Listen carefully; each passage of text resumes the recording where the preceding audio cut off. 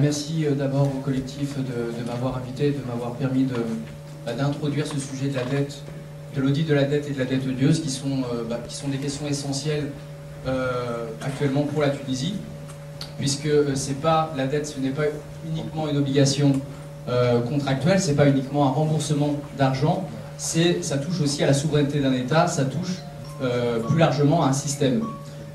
Donc l'enjeu actuel, il est énorme et le gouvernement tunisien doit absolument s'attaquer à ce problème de la dette, puisque ça touche clairement à sa souveraineté. Alors j'ai peu de minutes, donc je vais essayer d'aller à l'essentiel sur le concept de dette odieuse et d'audit de la dette. Mais tout d'abord, je voulais insister sur le fait qu'il n'y a jamais eu dans l'histoire d'obligation absolue pour un État de rembourser sa dette. Donc l'obligation de rembourser la dette n'est pas absolue, n'est pas inconditionnelle. Donc ça, c'est pas uniquement le CAETM qui le dit, c'est clairement l'ONU. L'ONU, en 2008, rendait un rapport justement sur le concept de dette odieuse et le rapporteur affirmait qu'il n'y a pas de transmission automatique de dette d'un régime à l'autre. Alors, et c'est là qu'apparaît la doctrine de la dette odieuse. Donc la doctrine de la dette odieuse, c'est une exception au principe de remboursement de la dette. Alors qu'est-ce que cette doctrine de la dette odieuse? Donc je vais vous lire un petit extrait. Donc d'abord, c'est une doctrine de droit international qui a été formulée en 1927 par un juriste russe, Alexander Sak. Et cette doctrine, donc, ce qui est important d'avoir en tête, c'est que c'est du droit international. C'est une source du droit international. Et cette doctrine de la dette odieuse dit la chose suivante. Si un pouvoir despotique contracte une dette, non pas pour les besoins et dans les intérêts de l'État, mais pour fortifier son régime despotique, pour réprimer la population qui le combat, cette dette est odieuse pour la population de l'État entier. Cette dette n'est pas obligatoire pour la nation, c'est une dette de régime, une dette personnelle du pouvoir qui l'a contractée. Par conséquent, elle tombe avec la chute de ce pouvoir. Alors, inutile de polémiquer longtemps, toute la dette qui a été contractée par Ben Ali est clairement une dette odieuse, puisqu'elle réunit les trois conditions que je viens d'exposer et qui sont clairement mises dans la doctrine, à savoir 1. La doctrine est contractée par un régime non démocratique. Ben Ali, le régime de Ben Ali était un régime dictatorial. On n'a qu'à voir les scores qu'il enregistrait à chaque élection présidentielle, donc des scores qui allaient de 90% à 99%. Donc ça, c'est la première condition. Donc une dette contractée par un régime dictatorial. La deuxième condition, c'est une dette qui n'a pas profité à la population. Et la troisième condition, c'est que les créanciers étaient au courant de ce régime dictatorial et du fait que la dette ne profiterait pas à la population. Et là, il n'y a aucun doute là-dessus, les créanciers étaient au courant du régime, de la nature antidémocratique du régime de Ben Ali. Donc c'est une dette odieuse qui ne doit pas être supportée par la population. Cette doctrine ajoute que, en prêtant au régime antidémocratique, en contractant une dette odieuse, les créanciers ont commis un acte hostile à l'égard du peuple. Ils ne peuvent donc pas compter que la nation affranchie d'un pouvoir despotique assume ces dettes odieuses, qui sont des dettes personnelles du pouvoir. Juste une parenthèse, en plus d'avoir commis un acte hostile à la population, les créanciers ont été largement remboursés. Puisque si on prend uniquement la période 1990-2009, on s'aperçoit que la Tunisie a remboursé plus que ce qu'elle a reçu en prêt. Elle a remboursé environ 4 milliards de dollars de plus que ce qu'elle a reçu en nouveaux prêts entre 1990 et 2009. Donc voilà, ça c'est un premier élément de la dette odieuse, donc la doctrine classique au sens traditionnel, donc qui a été formulée dans les années 20, comme je vous le disais.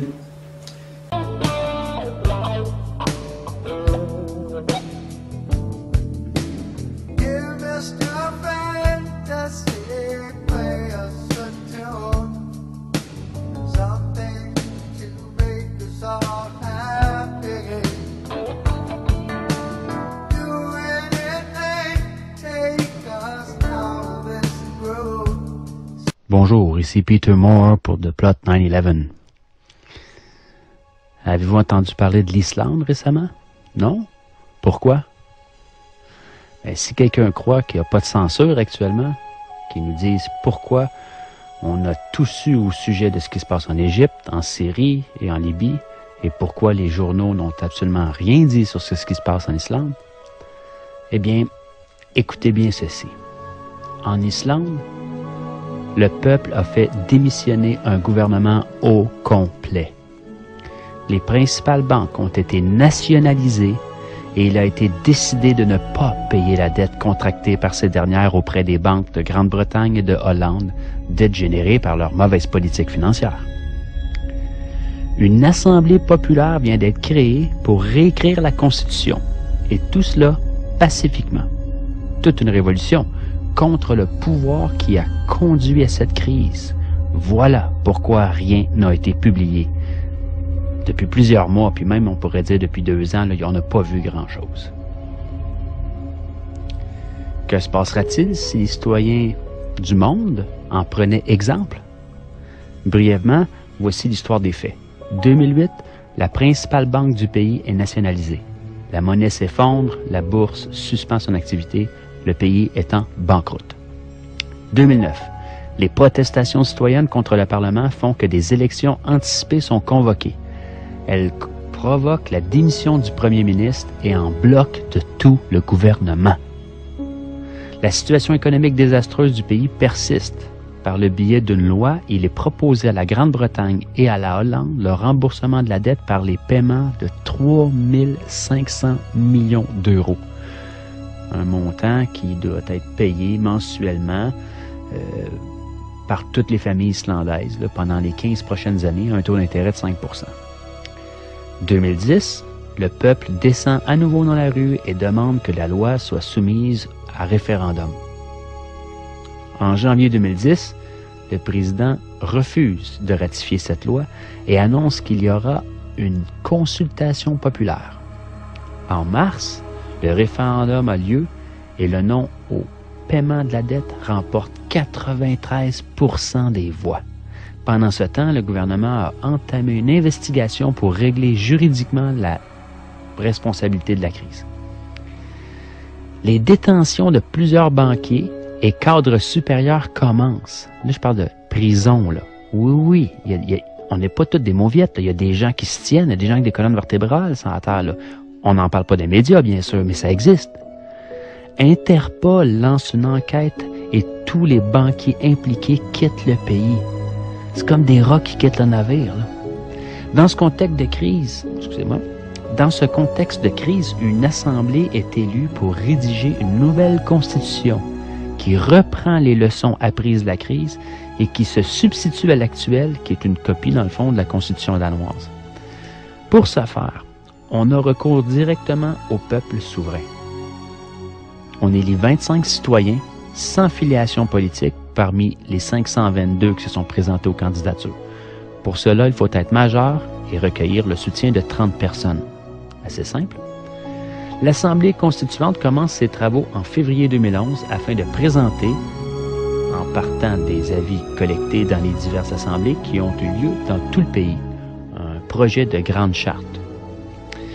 Elle doit être approuvée par l'actuel Parlement ainsi que par celui qui sera constitué après les prochaines élections législatives. Voici en bref l'histoire de la révolution islandaise. Démission en bloc de tout un gouvernement. Nationalisation de la banque. Référendum pour que le peuple puisse se prononcer sur des décisions économiques fondamentales. Emprisonnement des responsables de la crise. Réécriture de la Constitution par les citoyens. Nous a-t-on parlé de ça dans les médias européens, canadiens, américains, japonais, dans le monde, partout? Est-ce que les médias de masse ont même touché au sujet? En a-t-on parlé dans les débats politiques, radiophoniques ou télévisés? A-t-on vu des images de ces faits à la TV? Bien sûr que non. Il y a ben trop de monde qui regarde.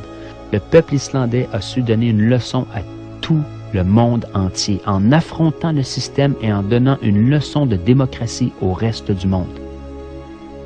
Mes sources, c'est la liste Parti de gauche 84 par Forum civique européen.